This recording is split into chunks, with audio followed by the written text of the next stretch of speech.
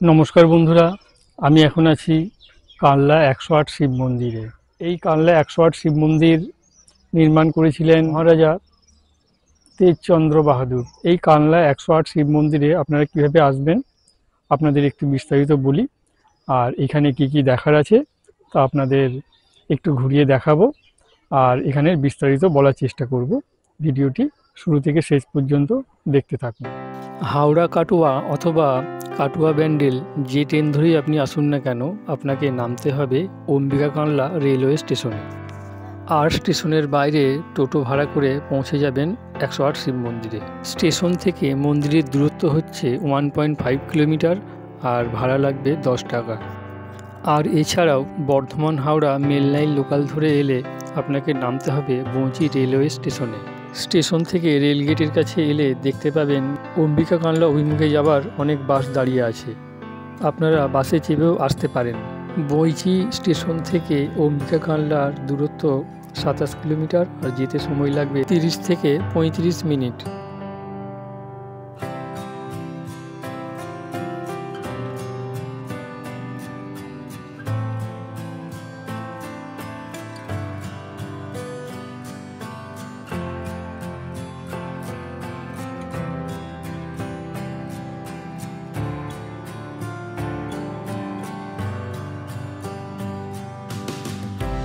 এই হচ্ছে মন্দিরের প্রবেশদ্বার, আর এই প্রবেশদ্বারের সামনেই আছে কানলা রাজবাড়ি। ভিতরে প্রবেশ করলে দেখতে পাবেন ১০৮ শিব মন্দিরগুলিকে দুটি বৃত্তাকার আকারে ভাগ করা আছে। বড় বৃত্তাকার সারিতে মোট ৭৪টি মন্দির ও শিবলিঙ্গ আছে। বাইরের বৃত্তের অর্ধেক শিবলিঙ্গ কৃষ্ণবর্ণের এবং অর্ধেক শিবলিঙ্গ শুভ্র বর্ণের। কৃষ্ণবর্ণের শিবলিঙ্গগুলি হচ্ছে রুদ্রের প্রতীক। এই মন্দিরগুলি পরস্পর সংলগ্ন অবস্থায় আছে, আর এই মন্দিরগুলির উচ্চতা প্রায় ২০ ফুট। মন্দিরের দেওয়ালে রামায়ণ ও মহাভারতের পর্ব এবং অনেক শিকারের দৃশ্য চিত্রিত রয়েছে।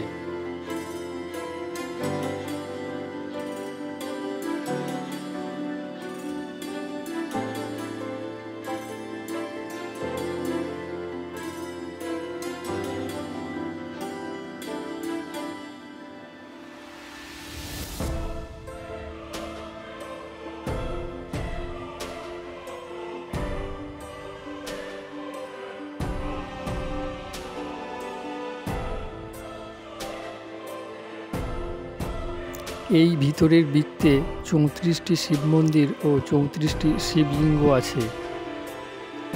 ভিতরের বৃত্তের প্রতিটি শিবলিঙ্গের রং শুভ্র বর্ণের, যা সদাশিবের প্রতীক। আর এই প্রতিটি মন্দির শিবকে নিবেদিত করা হয়েছে। ভিতরের বৃত্তের শিবলিঙ্গগুলিও আপনাদের দর্শন করাবো, আপনারা দেখতে থাকুন।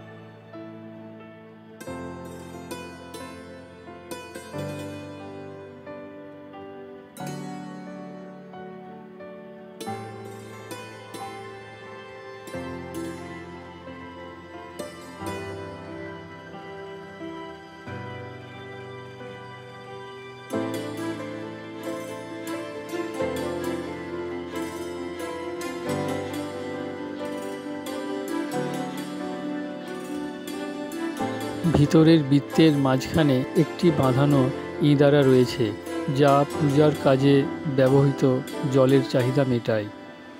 তবে অনেকে মনে করেন এটি একটি শূন্য, অর্থাৎ নিরাকার ব্রহ্মস্বরূপ শিবের প্রতীক।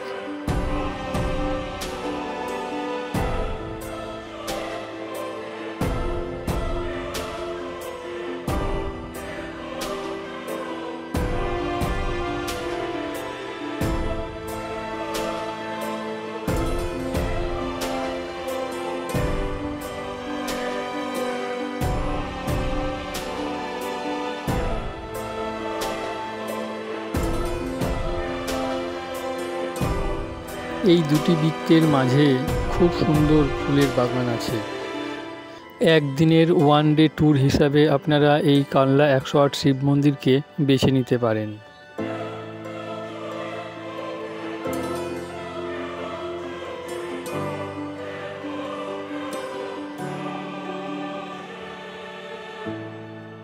এই কানলা 108 শিব মন্দিরের পাশেই আছে কানলা রাজবাড়ি, যেটি আপনাদের একটু ঘুরে দেখাবো, আপনারা সঙ্গে থাকুন।